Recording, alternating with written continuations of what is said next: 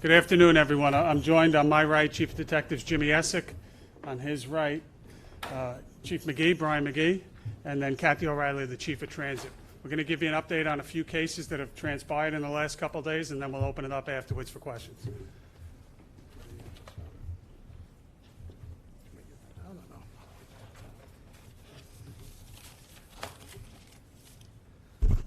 Good afternoon, everybody. Just like to give you a brief on two senseless homicides of hard-working individuals who were trying to make a living. One a man of Yemeni descent, another of Bengali descent. Both stabbed to death tragically while working and trying to earn a living. One was a bodega worker, and the other was a Grubhub delivery worker. Both men had wives and families. The first incident I'd like to draw your attention to happens last night at 11:35 hours.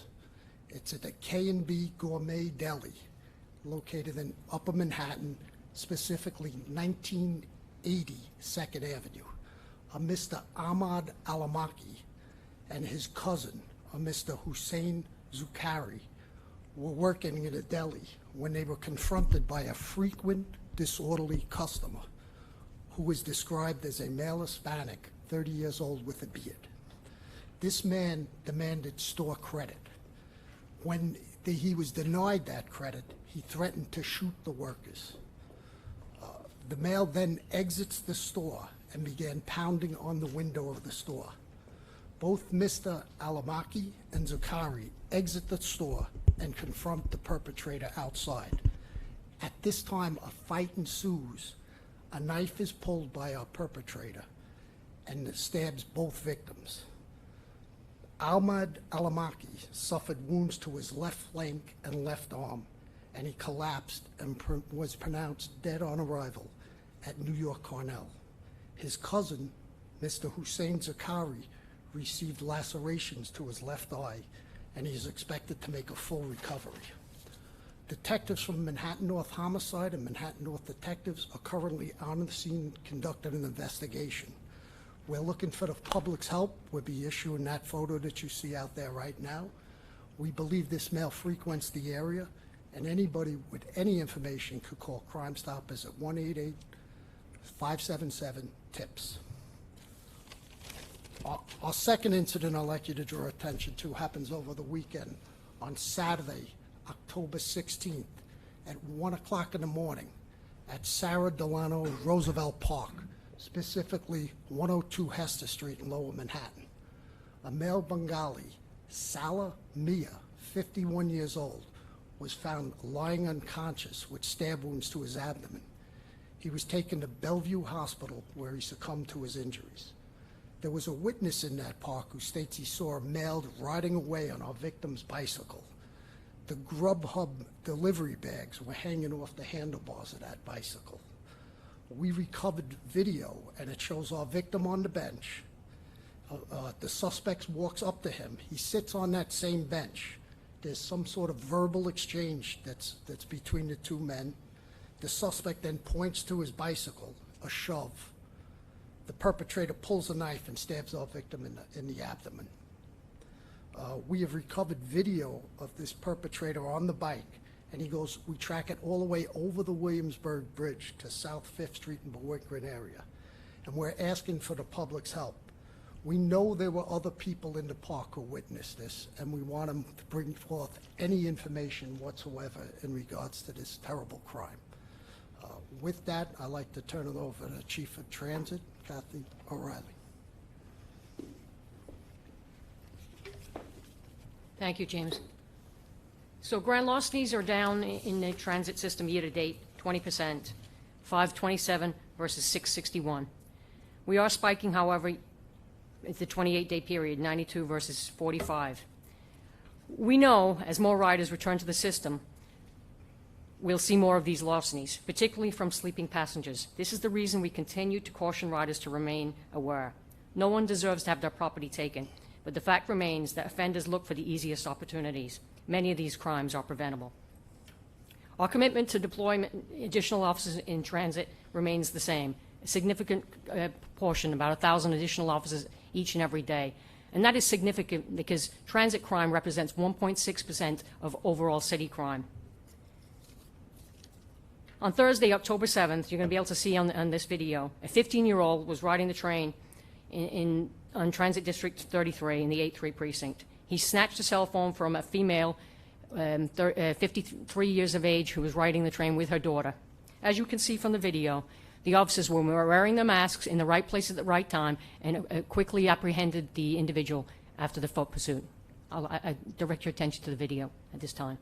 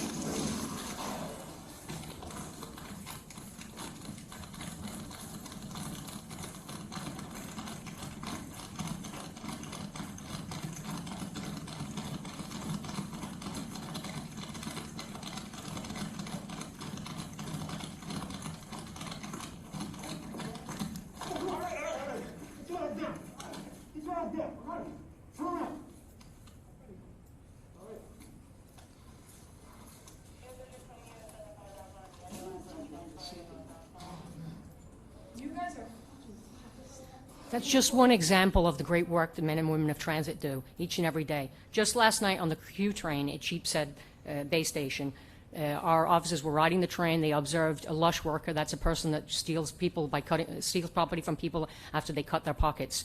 They observed this individual stealing a wallet. They quickly apprehended him. He's a known lush worker, known to the transit officers, and he has 21 priors. Once again, great work by the men and women of Transit Bureau. Commissioner?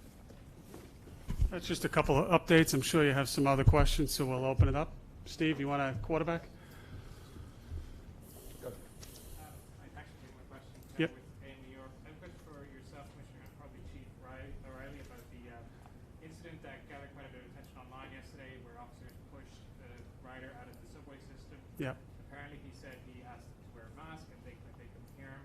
I want to get your response about that, and also just what you're doing in response to that to make sure that your officers do wear masks in the subway as they're required by federal law. Yeah, I'll take that. That was actually patrol officers. It actually, was in the transit system. That was part of the officers that we flood in. I've been the first to defend officers. I think many of you know that. I'm also the first to call out wrong when it's wrong.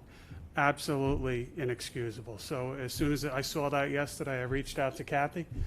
I quickly reached out to patrol when I learned that they were not transit officers, and there's discipline imposed. And we expect that discipline to be meted out. There's no excuse for what I saw in that video. We're better than that. What's the discipline you expect from these officers? We'll handle that as it goes. Nobody's getting fired over this incident. Nobody's getting suspended over this incident. But at the same time, I'm not in any way, shape, or form attempting to downplay that. I think we're better than that. I think the public deserves better than that. And frankly, I know the men and women every day are better than that. But that's inexcusable. Anyone else? Yeah, I wanted to ask about the lush workers. Are you guys noticing a rise in both people falling asleep on trains, people taking advantage of that? How many of these crimes do you believe are committed by people who make a living off of robbing people who, for whatever reason, fall asleep on the train? 33% we noticed this year so far of those crimes were committed by lush workers, of grand larcenies. So 1 out of every 3.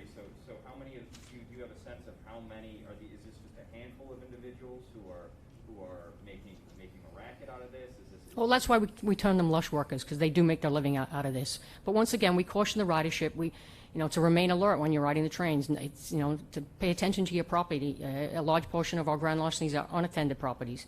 So, we don't want our ridership to be victimized, so we're doing our best to, make sure that they remain alert. We wake up hundreds of passengers every night on the trains, and that's part of what our transit cops do when they're patrolling. And do you have an idea or anything on the man the lush worker who you mentioned at Sheepshead Bay last night? He was arrested, and he has 21 priors. Do you have a name? DCPI will follow up with that. I think it's important that everyone understand they're very good at what they do. So this is a cat and mouse game that goes on historically. We have lists of our known lush workers. We have lists of our known pickpockets, who pickpockets on the bus, who pickpockets on the train. I mean, this is literally their job. So it's not a large amount of people doing this, but they are very good at their craft.